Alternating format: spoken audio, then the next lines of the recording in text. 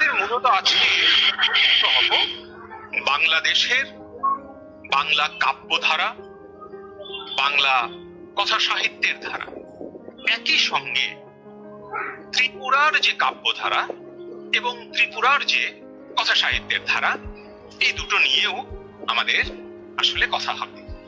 তাহলে আমরা বুঝতে পারবো অন্তত যে আমাদের বাংলা সাহিত্য ত্রিপুরাতে কেমন চর্চা হচ্ছে। ত্রিপুরায় যারা আছেন তারা বুঝতে পারবেন যে বাংলাদেশে আমরা সাহিত্যটা কিভাবে, কতটুকু আন্তরিকতার সাথে করছি। এটিকেই আমরা বলি দেবে আর নেবে, মিলাবে মিলিবে, যাবে না ফিরে। আমরা আলোচনা দীর্ঘায়িত করব না, আমি আমার মুখবন্ধ আর দীর্ঘায়িত করব না। আশা করি সুপ্রিয় দর্শক, সুপ্রিয় আমাদের এই গ্রুপ মেম্বার্স, আপনারা যারা আছেন আপনারা বুঝতে পেরেছেন যে আমাদের আজকের উদ্দেশ্যটা কি। আমি প্রথমেই বলবার জন্য নির্দিষ্ট সময়ের মধ্যে আশা করি বলবেন আপনারা, এবং আমরা চেষ্টা করব যে নির্দিষ্ট সময়ের মধ্যে এটিকে শেষ করবার জন্য।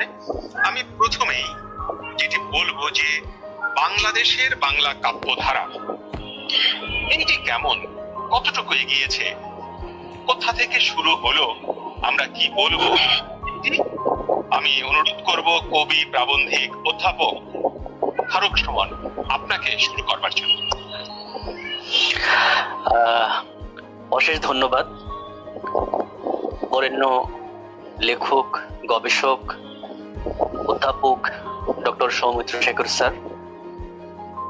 আজকের এই অনুষ্ঠানে আপনারা যারা শুনছেন আপনাদের সবাইকে শারদীয় শুভেচ্ছা। আশা করি করোনার এই দুর্দিনে আমরা ভালো আছি, যতটুকু থাকা যায়। ত্রিপুরা এবং বাংলাদেশের সাহিত্য নিয়ে এই যে একটা আয়োজন, এই যে একটা মেলবন্ধন, এই সম্পর্কে আমাদের শ্রদ্ধেয় সৌমিত্র শেখর স্যার ভূমিকায় বলেছেন যে বাংলা ভাষার ত্রিপুরায় কি কতটুকু চর্চা হচ্ছে এবং বাংলাদেশে কতটুকু চর্চা হচ্ছে আমরা সেই সম্পর্কে কৌতূহল বোধ করি এবং জানার চেষ্টা করি। তো সবাইকে আমার মূল আলোচনা যাওয়ার আগে একটু ছোট্ট কথা বলে রাখতে চাই, সেটা হচ্ছে বাংলাদেশের যে কাব্যধারা, এই ধারাটা আসলে অনেক ব্যাপক এবং বিস্তৃত। ইতিমধ্যে অসংখ্য কবি, কথা সাহিত্যিক, প্রাবন্ধিক, নাট্যকারের আবির্ভাব ঘটেছে, যার কারণে আমরা জানি যে বাংলাদেশের সাহিত্য এখন অনেক বেশি বিস্তৃত একটা জায়গা দখল করেছে। প্রসঙ্গক্রমে বলতে হয় বাংলাদেশের কাব্যধারা যদি আমরা দশক ওয়ারি যদি আলোচনা করি, যেমন 60-এর দশকের কবিতা নিয়ে, শুধু 60-এর দশকের কবিতা নিয়েই অধ্যাপক সৌমিত্র শেখর স্যারের একটা বই আছে, 60-এর দশক ভালোবাসার স্বরবিদ্ধ কবিকুল, অর্থাৎ একটা দশক নিয়ে আস্ত একটা বই আছে। ফলে আমি বাংলাদেশের যে কাব্যধারা এর শুরু থেকে শেষ পর্যন্ত বর্তমান সময় পর্যন্ত আমি চেষ্টা করব প্রসঙ্গ এবং প্রবণতা নিয়ে কথা বলতে, এবং কোন কোন প্রসঙ্গ এবং প্রবণতার কারণে বাংলাদেশের কাব্যধারা কতটুকু অগ্রসরমান এবং কতটুকু এগিয়ে যাচ্ছে। তো আমি বলতে চাই যে বাংলাদেশের কাব্যধারা আলোচনা করার আগে অবধারিতভাবেই এসে যায় অবিভক্ত বাংলা ভাষার তাবৎ কবিতার প্রসঙ্গ। বাংলা কবিতার সুদীর্ঘ ইতিহাসে মাইকেল মধুসূদন দত্ত, রবীন্দ্রনাথ ঠাকুরের যে কাব্য প্রয়াস, বোধ করি উত্তরকালের বাংলা কবিতা সেই ভিতের উপর দাঁড়িয়ে আছে এবং সেই ভিতের উপর ভর করে ক্রমশ নিত্য নতুন বিষয় ও আঙ্গিকে এগিয়ে যাচ্ছে। এর সমান্তরালে আরো একজন কবির নাম উল্লেখ করতে হয়, তিনি কবি কাজী নজরুল ইসলাম। মূলত এই তিন আধুনিক কবির কাব্য প্রয়াসকে শ্রীকরণের মধ্যে দিয়ে শুরু হয় বাংলা কবিতার নতুন যাত্রা। বিশেষ করে রবীন্দ্রনাথের কাব্য বলয়কে পাশ কাটিয়ে আধুনিক বাংলা কবিতার যে নতুন সরণি আবিষ্কারের প্রয়াস আমরা 30-এর দশকের 5 প্রধান কবির মধ্যে দেখতে পাই, এবং আমার বিশেষ 5 প্রধান কবি সম্পর্কে আপনারা জ্ঞাত আছেন: জীবনানন্দ দাশ, বিষ্ণু দে, সুধীন দত্ত, বুদ্ধদেব বসু এবং অমিয় চক্রবর্তী। আমরা সবাই জানি যে এই 5জন 30-এর দশকের কবিদের যে কাব্য প্রয়াস, এটা একটা বাঁক বলা যায়।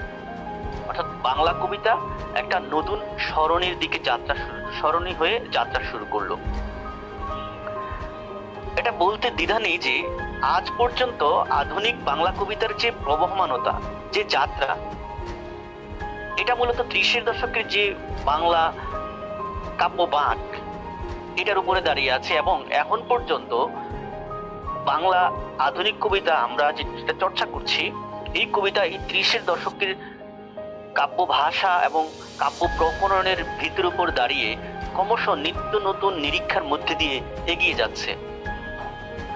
তাহলে আমরা বাংলাদেশের সাহিত্যকে কিভাবে নির্ণয় করতে পারি? আমরা মূলত বাংলা কবিতার যে ইতিহাস পরম্পরা আছে, যে পর্বান্তর আছে, এটার সাথে ঔপনিবেশিক শোষণ, আর্থসামাজিক, রাজনৈতিক এবং সাংস্কৃতিক বিচিত্র ঘটনা প্রবাহ ক্রিয়াশীল ছিল, আপনারা জানেন। তাছাড়া আমাদের যে অগ্রগামী কবিদের উত্তরাধিকার, সেটা তো আমরা পেয়েছি। ফলে যুগে যুগে অবশ্যম্ভাবী রূপে বাংলা কবিতার বিষয় ও আঙ্গিকগত পরিচর্যার ক্ষেত্রে পরিবর্তন দেখা দিয়েছে। এই পরিবর্তন আরেকটা গুরুত্বপূর্ণ ঘটনা আছে এখানে। প্রথম বিশ্বযুদ্ধ এবং দ্বিতীয় বিশ্বযুদ্ধের যে প্রভাব, সেটাও রবীন্দ্রোত্তর বাংলা কবিতায় প্রভাব বিস্তার করেছে। আমরা যখন দেখি অবিভক্ত বাংলা কবিতার যে নিজস্ব স্বর হাজার বছর ধরে প্রবহমান ছিল, সেই স্বরের সমান্তরালে ফরাসি এবং ইংরেজি ভাষার প্রভাব তো আছেই। বাংলা কবিতার নিজস্ব পালকে কাব্যবোধের জায়গা থেকে ভিন্ন ভিন্ন পালক যুক্ত করেছে আমাদের সেই ইংরেজ ভাষায় শিক্ষিত সচেতন 5 প্রধান কবি, 30 দশকের কবি। তাহলে আমরা এখন বাংলাদেশের সাহিত্য হিসেবে আমরা কোন সময়টাকে আসলে ধরতে চাই, কোন সময়টাকে আমরা ধরতে পারি? মূলত 1947 সালের যে দেশ ভাগ, অর্থাৎ ভারত ভাগের পরে ঢাকা কেন্দ্রিক যে সাহিত্য ধারা গড়ে উঠেছে, এটাকেই আমরা বাংলাদেশের সাহিত্য হিসাবে মোটামুটি নির্দেশ করে থাকি। এখানে উল্লেখ করা জরুরি যে তৎকালীন পাকিস্তান সরকারের বৈষম্যমূলক আচরণ পূর্ব পাকিস্তান তথা বর্তমান বাংলাদেশের মানুষের মনে ক্ষোভের সঞ্চার করেছিল। কারণ ভাষা, সাহিত্য এবং সংস্কৃতির প্রশ্নে এ ক্ষোভ সবচেয়ে বেশি ঘনীভূত হয়। ফলে ধর্ম ও রাজনীতির প্রশ্নে তৎকালীন বাংলা কবিতা স্পষ্টত দুটি ভাগে বিভক্ত হয়ে যায়। আমরা যদি বলি এই সময়টা হচ্ছে 40-এর দশক, অর্থাৎ দেশ ভাগের যে সময়টা, সেই সময়টাতে বাংলা কবিতা, বাংলাদেশের কবিতা স্পষ্টত দুটি ভাগে ভাগ হয়ে যায়। একটি পক্ষ কি করলো? ইসলামী ভাবধারা পুষ্ট হয়ে তৎকালীন পাকিস্তানের তোষণ করে কবিতা চর্চা শুরু করলো। আর আর এই যে যারা পাকিস্তানের তোষণ করে কবিতা চর্চা শুরু করলেন, তারা হলেন কবি গোলাম মোস্তফা, তালিম হোসেন, ফররুক আহমদ, সৈয়দ আলী হাসান সহ আরো কেউ কেউ। দ্বিতীয় পক্ষের যারা কবি আছেন, তারা হচ্ছেন উদার, অসাম্প্রদায়িক মনোভঙ্গির প্রগতিশীল কবি। তারা মূলত বাংলা কবিতার যে হাজার বছরের যে প্রবহমানতা, কিংবা 30-এর দশক রবীন্দ্রনাথ, মাইকেল, তাদের যে ভিত্তি, সেটার উপর দাঁড়িয়ে কাব্য চর্চা করার প্রয়াস পেয়েছেন। তারা হচ্ছেন আহসান হাবিব, আবুল হোসেন, সিকান্দার আবু জাফর, সানাউল হক সহ আরো কেউ কেউ। মূলত 40-এর দশকের এই যে প্রস্তুতি বাংলাদেশের কবিতায়, এই প্রস্তুতির উপর দাঁড়িয়ে আমাদের বাংলাদেশের সাহিত্যে 50-এর দশকে এমন কিছু কবির আবির্ভাব আমরা দেখি, যারা বাংলাদেশের এখন পর্যন্ত অগ্রগণ্য কবি হিসাবে তাদের আসনকে পাকাপোক্ত করতে পেরেছেন। 50-এর দশকে এসে বাংলাদেশের কবিতা নতুন স্ফূর্তি পেয়েছে। কিরকম করে? কারণ এই দশকে বাংলাদেশের কবিতায় গুরুত্বপূর্ণ কয়েকজন কবির আমরা আবির্ভাব দেখি, যারা কবিতার বিষয় এবং প্রকরণের ক্ষেত্রে প্রাতিষ্ঠানিকতার পরিচয় দিয়েছেন। বোধ করি তারা কেবল বাংলাদেশের সাহিত্যে নয়, বরং বাংলা ভাষাভাষী সমগ্র মানুষের কাছে কবি হিসাবে ইতোমধ্যে সমাদৃত হয়েছেন। তারা হলেন শামসুর রহমান, জিল্লুর রহমান সিদ্দিকী, হাসান হাফিজুর রহমান, আলাউদ্দিন আল আজাদ, শহীদ কাদরী, বেলাল চৌধুরী, সৈয়দ শামসুল হক, আল মাহমুদ, এমনি করে আরো কেউ কেউ। একথা সর্বজন বিদিত যে 1952 সালের 21শে ফেব্রুয়ারির যে রাষ্ট্রভাষা বাংলা চাই এই দাবিতে যে আন্দোলনটি হয়েছিল, সেটা ছিল স্বাধীন বাংলাদেশ প্রাপ্তির ক্ষেত্রে প্রথম প্রত্যক্ষ প্রতিবাদ। এই দেশের কবি সাহিত্যিকদের কলমে 52 ভাষা আন্দোলন প্রেরণার উৎস হিসেবে কাজ করে, ফলে একটি স্বাধীন দেশ ও নিজস্ব ভাষা অর্জনের স্বপ্নে কবিকণ্ঠ উচ্চকিত হয়ে ওঠে। তাদের কবিতার ভাষা ও আঙ্গিকে আসে পরিবর্তন। দাবি আদায়ের লক্ষ্যে কবিতা হয়ে ওঠে স্লোগান, আন্দোলন সংগ্রামের নানা বিদ্যা ভাষায় জায়গা করে দেয়। কবিতায় স্লোগান, প্রবণতা, এই যে লক্ষ্যটা, এটা এরপরে বাংলাদেশের কবিতা একটা প্রধান লক্ষ্য হিসাবে বিরাজ করে এবং এটার ফলে সম্পূর্ণ 80 পর্যন্ত যে রাজনৈতিক ইস্যু বা রাজনৈতিক প্রেক্ষাপটকে কেন্দ্র করে কবিতায় যে স্লোগান প্রবণতা বা কবিতার যে কণ্ঠ হয়ে ওঠা, এটা 80 দশক পর্যন্ত বাংলা কবিতায় ব্যাপক প্রয়াস। প্রসঙ্গক্রমে কয়েকটি কবিতার কথা আমরা উল্লেখ করতে পারি, যেমন শামসুর রহমান আমাদের একটা কবিতা লিখেছেন বর্ণমালা নিয়ে, বর্ণমালা আমার দুঃখিনী বর্ণমালা। আলাউদ্দিন আল আজাদের স্মৃতির মিনার ভেঙেছে তোমার, হাসান হাফিজুর রহমানের অমর একুশে, আব্দুল গাফফার চৌধুরীর আমার ভাইয়ের রক্তের আগান 21শে ফেব্রুয়ারি। মূলত 50-এর দশকের এই যে কাব্য প্রবণতা, তারপরেই আমাদের বাংলাদেশের কাব্যধারায় আমরা খুবই সরব একটা দশক হিসাবে চিহ্নিত করে থাকি 60-এর দশক। 60-এর দশকে এসে আমরা এমন কয়েকজন কবিকে পাই যারা লৌহ চেতনা, যারা হচ্ছে সমকালীন দেশের রাজনৈতিক প্রেক্ষাপট ইত্যাদি বিবেচনায় অনেক বেশি সংক্ষুব্ধ মনোভঙ্গিকে ধারণ করেছেন। এই দশকের কবিদের মধ্যে দেখা দেয় সংক্ষুব্ধ মানসিকতা, হতাশা ও নৈসঙ্গবোধ 60-এর দশকের কবিদেরকে গ্রাস করে। কেউ কেউ কিছুটা খ্যাপাটে এবং বোহেমিয়ান মনোভাবকে পোষণ করে। তাছাড়া বিভিন্ন সাহিত্য আন্দোলন, যেমন হাংরি জেনারেশন আপনারা জানেন, শ্রুতি আন্দোলন, স্যাড জেনারেশন, এই ধরনের আন্দোলনের প্রভাব ছিল। অ্যালেন গিন্সবার্গ যেখানে বিট জেনারেশন আন্দোলনের করেছেন, তার সমান্তরালে কলকাতায় শুরু হয়েছে হাংরি জেনারেশন, আর তার সময়ে বাংলাদেশে শুরু হয়েছে স্যাড জেনারেশন। বাংলাদেশের যেটা স্যাড জেনারেশন, এটাই হচ্ছে কলকাতার হাংরি জেনারেশন এবং অ্যালেন গিন্সবার্গের বিট জেনারেশন। মূলত এই যে কাব্য আন্দোলন 60-এর দশকের কবিদের বেশ আন্দোলিত করেছে। আর এই যে স্যাড জেনারেশন সাহিত্য আন্দোলন বা কাব্য আন্দোলন, এটার অন্যতম প্রবক্তা ছিলেন কবি রফিক আজাদ, যিনি যুগপৎ অবক্ষয় এবং বেঁচে থাকার লড়াইয়ের তুমুল প্রতিবাদী একজন কবি। মূলত 60-এর দশকের কবিদের মধ্যে যে লৌহ চেতনার প্রকাশ দেখা যায়, এর নেপথ্যে ক্রিয়াশীল ছিল তৎকালীন পাকিস্তান সরকারের নানামুখী বঞ্চনা, মাতৃভাষা কেড়ে নেওয়ার পায়তারা, রবীন্দ্রসঙ্গীতের উপর আঘাত, দূর করে বাঙালি সংস্কৃতি ছেড়ে ফেলার ষড়যন্ত্র, অপ্রচলিত আরবি ফার্সি শব্দ বাংলা ভাষায় চাপিয়ে দেওয়ার হীন প্রচেষ্টা তৎকালীন 60-এর দশকের কবিদেরকে আসলে প্রতিবাদী করে তোলে, দ্রোহী করে তোলে।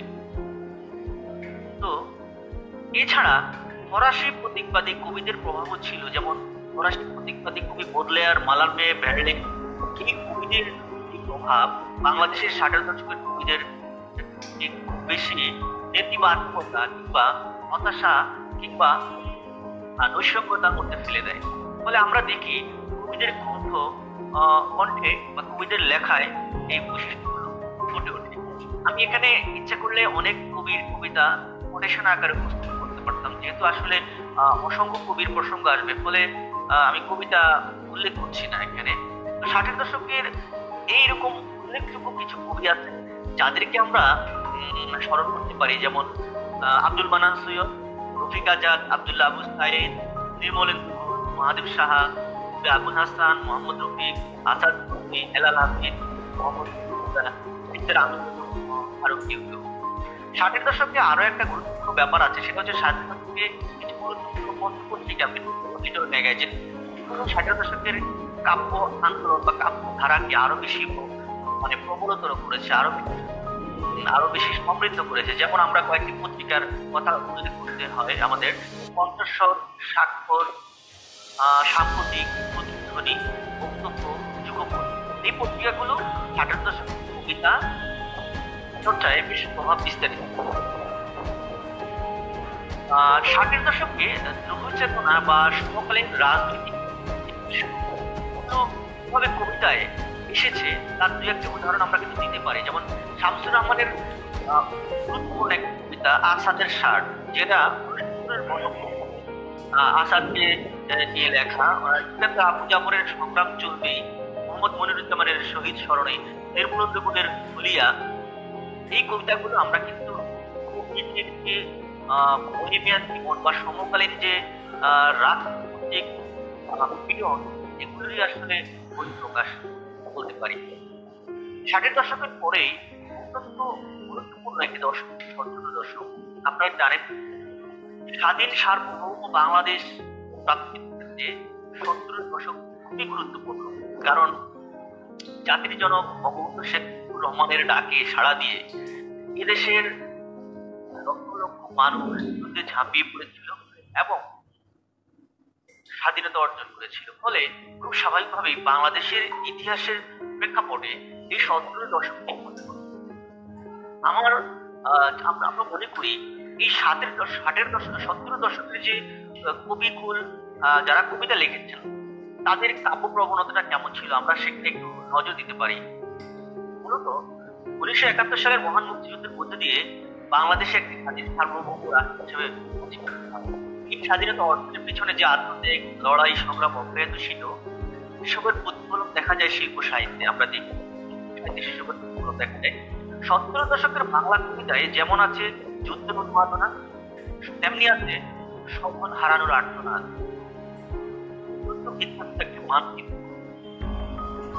70-এর দশকের বাংলা কবিতায় আমরা দেখব যে সদ্য স্বাধীন হওয়া একটি রাষ্ট্র পেয়ে আমাদের যে আবেগের ধারা, আমাদের যে আবেগের আতিশয্য, সেটা কিন্তু আমাদের কবিতায় আমরা প্রকাশ হতে দেখি। যার কারণে কোনো কোনো সমালোচক এই বলে মন্তব্য করে থাকেন যে 70-এর দশকের বাংলা কবিতায় আবেগের এত বেশি আতিশয্য ছিল, বাংলা কবিতা তখন আবেগায়িত বা সরলান্বিত বা সরল কারণে পরিবেশিত হয়েছে। তো একটা ব্যাপার হচ্ছে এখানে, তবু আমরা 70-এর দশকের কবিদের কবিতায় যে স্বাধীন একটা রাষ্ট্র নিয়ে সুদূর প্রসারী স্বপ্ন দেখা, বঙ্গবন্ধুকে নিয়ে তাদের যে একটা সত্য স্বাধীন রাষ্ট্র, স্বাধীনতাকে পেয়ে তাদের মনে যে আবেগের যে বাদ ভাঙা উল্লাস, এগুলো আসলে খুব স্বাভাবিকভাবেই আমরা সমকালীন কবিদেরকে ফলে 70-এর কবিতায় আমরা দেখি বাস্তবতার থেকে কবিতার মধ্যে আমরা একটা আবেগ আশা করি, একটা মধুরা ব্যঞ্জনাপহ জগৎকে অন্বেষণ করি। 70-এর কবিতায় হয়তোবা এই জায়গায় কিছুটা ফাটা পড়ে থাকলেও থাকতে পারে। 70-এর দশকের সূচনা থেকেই কবিতা রচনার প্রবাস শুরু হয়েছে এবং বাংলাদেশের সাহিত্য ধারায়, কাব্য ধারায় আমরা দেখি 70-এর দশক থেকে কবির আগমন ঘটেছে এবং বিপুল পরিমাণে কবি 70-এর দশকে কাব্য চর্চায় এসেছে। কিন্তু মজার ব্যাপার হচ্ছে বর্তমান এই সময় পর্যন্ত সবাই কাব্য চর্চায় সচেতন নেই।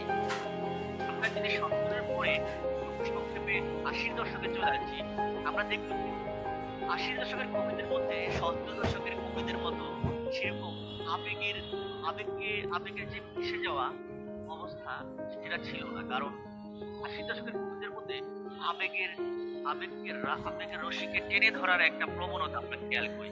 কারণ 80-র দশক আমরা যদি ধারণা করি বাংলাদেশের কবিতার ধারায় 47 থেকে 70 পর্যন্ত যে রাজনৈতিক পরিপ্রেক্ষিত এসেছে, স্বাধীনতা পরবর্তী সময়ে এটা থেকে উত্তরণের প্রয়াস দেখা যায় 80 দশকের কবিদের মধ্যে।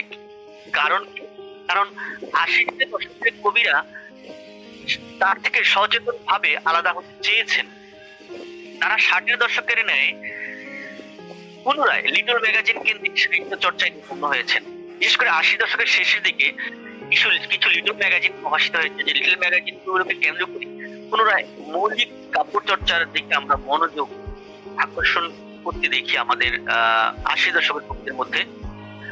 তবে এখানেও একটা ঘটনা ঘটেছে, সেটা হচ্ছে লিটল ম্যাগাজিন কেন্দ্রিক একটা গোষ্ঠী তৈরি হয়ে গেছে। ফলে 80 দশকের কবিরাও যে নিবিড় ভাবে কাব্য চর্চার যে একান্ত একটা স্মরণীয় আবিষ্কার করার যে যাত্রা, সেখানেও তারা বাধাগ্রস্ত হয়েছেন আমার মনে হয়।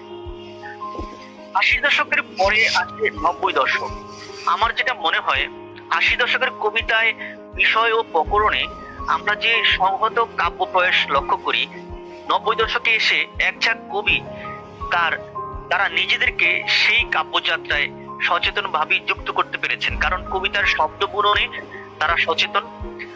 আধুনিক কবিতা যে কেবল আলংকরিক বৈশিষ্ট্য নিয়ে দাঁড়িয়ে থাকে সেরকম নয়, কারণ তারা কবিতা যে আবেগের বোধ ও অভিজ্ঞতার ব্যাপার, তারা সেটাকেও খেয়াল করেছেন। ফলে আমরা দেখি 90 দশকের কবিরা তাদের কবিতায় বুনে দিতে চেয়েছেন নিজস্ব মেধা ও মননের সমন্বয়ে কবিতার অলৌকিক আনন্দের ভার।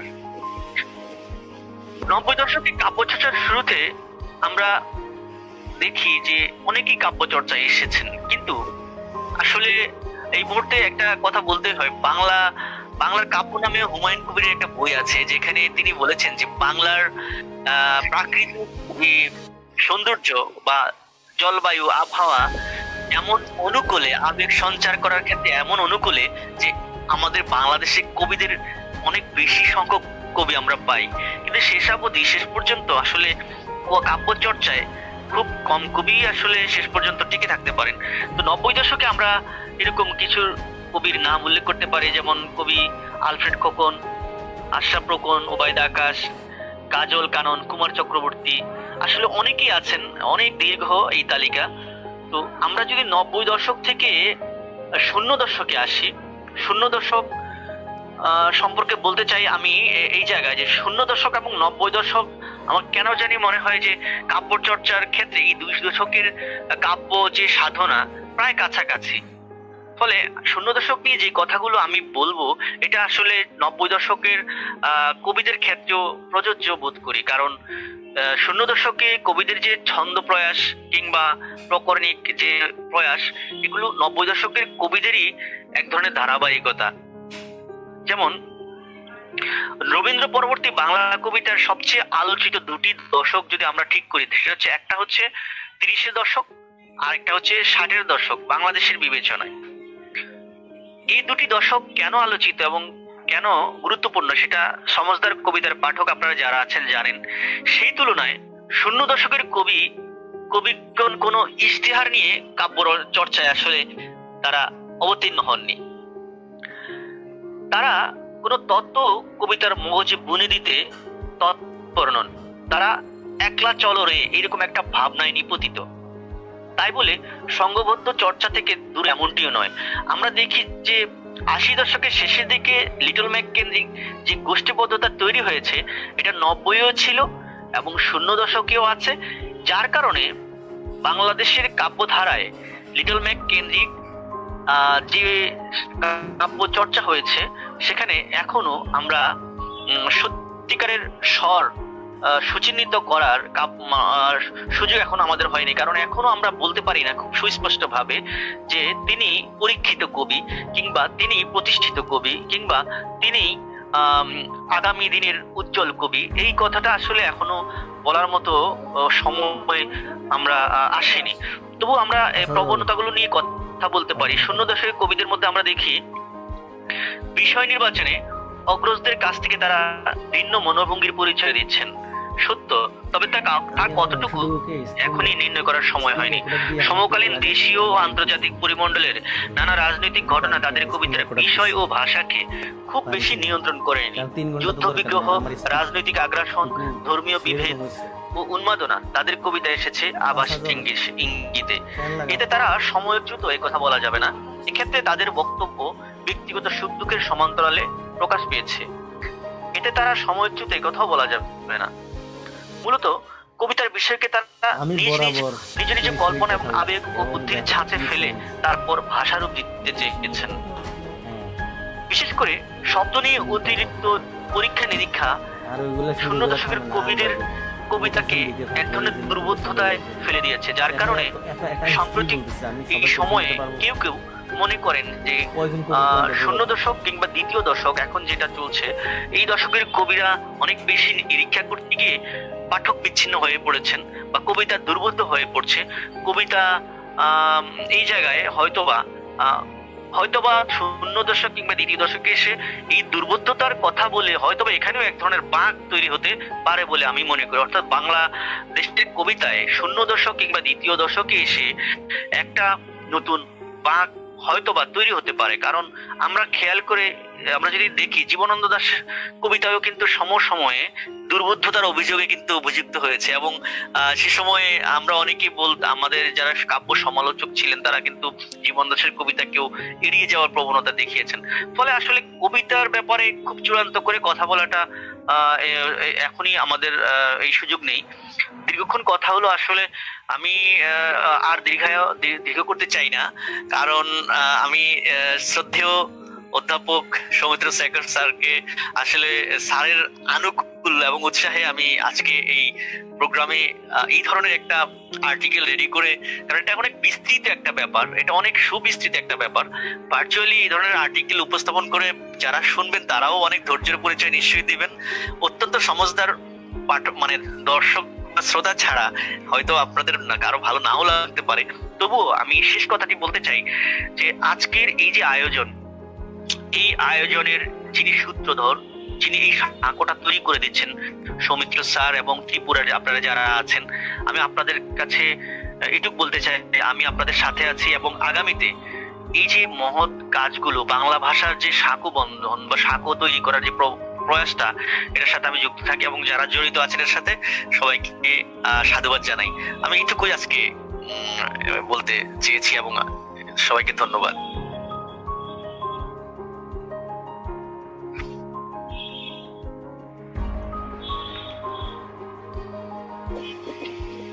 ধন্যবাদ কবি অধ্যাপক ফারুক সুমন। আমরা আসলে খুব সুন্দর করে, চমৎকার করে একটা মানচিত্র পেলাম, বৈশিষ্ট্য পেলাম বাংলাদেশের যে বাংলা কাব্যধারা কি করে একদম বাংলা সাহিত্যের মূল জায়গা থেকে ধীরে ধীরে বাঁক নিয়ে নিয়ে আজকে পর্যন্ত এগিয়ে যাচ্ছে। তার মোটামুটি অল্প সময়ের মধ্যে এইটুকুই বলা সম্ভবপর। আসলে এর চাইতে বেশি বলা সম্ভবই না, কারো পক্ষেই সম্ভব না। আমরা প্রবণতাগুলো পেলাম, আমরা বিষয়গুলো পেলাম, কি করে বাঁকগুলো নিয়েছে সেই জায়গাগুলো সুনির্দিষ্ট হলো। আমার মনে হয় এটার মধ্যে দিয়েই আসলে বাংলাদেশের বাংলা সাহিত্যেরই একটা গতিমুখ আমরা খুঁজে পেলাম। তো এই জন্য অসংখ্য ধন্যবাদ কবি অধ্যাপক ফারুক সুমন।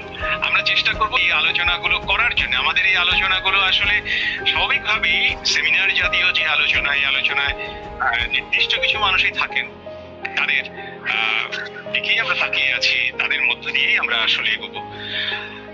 আমাদের অনেক আকাঙ্ক্ষা যে অঞ্চলের বাংলা সাহিত্য নিয়ে, বিশেষ করে